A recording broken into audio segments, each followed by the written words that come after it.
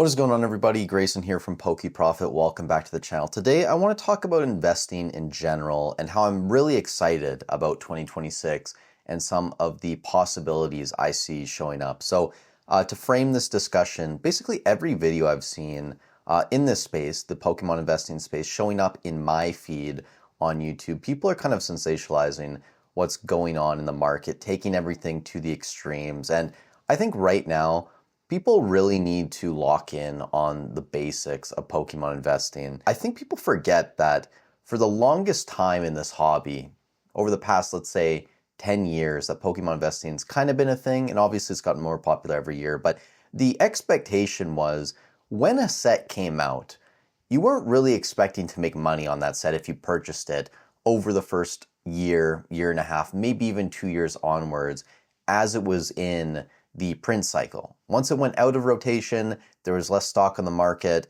Sure, that's when we would see a lot of the price appreciation. But for those first 12 months, 18 months, you really didn't expect to make anything. And that was a time to focus on building your positions, building your allocations towards certain products in your portfolio. And nowadays, it seems like everything, if you're not making 100% plus a year, you're doing poorly. And again, like I've said at times that 70, 80, 90%, that's not a great return compared to other things in the market. But at the same time, I realize that making that in a year is amazing. So everything needs to be in context. And right now, people are really losing the plot on a lot of the top items, top sets.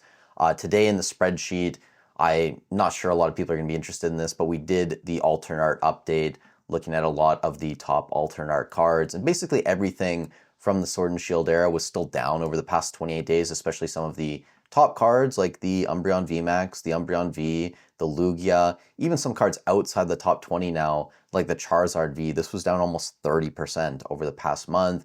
People see these numbers, they get a little bit uncomfortable, but at the same time, a lot of the older cards, like the Sun and Moon era, the Lovebirds, the Gengar Mimikyu, even the Magikarp Wailord, basically everything from the Sun and Moon era was up over the past 28 days, at least in the top 20 alternate art cards. And at the same time, a lot of older products that people are deeming safer are starting to move again. Even something as new as Paldean Fates or Paldea Evolved, these are slowly going back up in price. Celebrations getting ready for the 30th anniversary, those are starting to move. Brilliant Stars, we'll talk more about Sword and Shield tomorrow. And then even some older stuff like Cosmic Eclipse and some other Sun and Moon era boxes are starting to move. But the point I'm trying to get to is that when the deals begin to appear, they become very obvious. So to me, if you're ever seeing a Prismatic Evolutions restock at a Costco, if the SPCs eventually show up, if more ETBs show up, if some figure collections show up, you're buying below market,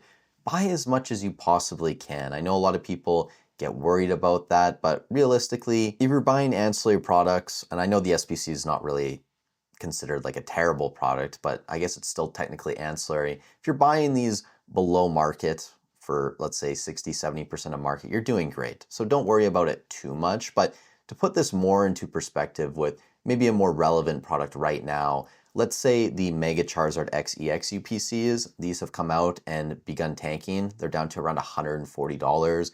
A lot of people are talking that they expect these to drop even further.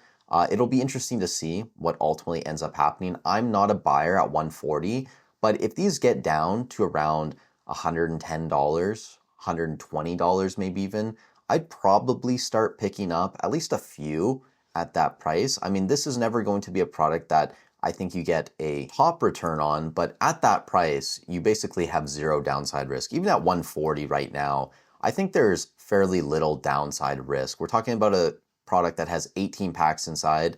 We're ranging from Surging Sparks, Journey, you have some Destined in there, which is great, Mega Evolution, and then Phantasmal Flames. And on top of that, you also have two solid promo cards inside, the Oricorio EX, probably not the most popular Pokemon, but it's done by Shinji Kanda. This is sitting around $10, $15 currently. And then the Mega Charizard XEX, which is around $40 currently on TCG Player. So you have $50 of value in just these two cards. If you take that away from a $140 buy cost, we're talking about $90, which that's basically $5 a pack, which in this market seems very reasonable. And I think in the future will also be very reasonable, right? So if you're buying all of this in a sealed product that, by the way, looks fairly awesome in my opinion, it's definitely not something that I would hate displaying in my house if I had to. It's got the Charizard on the front. I like the blue with the outline. It's kind of like a yellowy gold color. So I think it's a decent product overall, right? It's not something that I'm going crazy on at these prices, but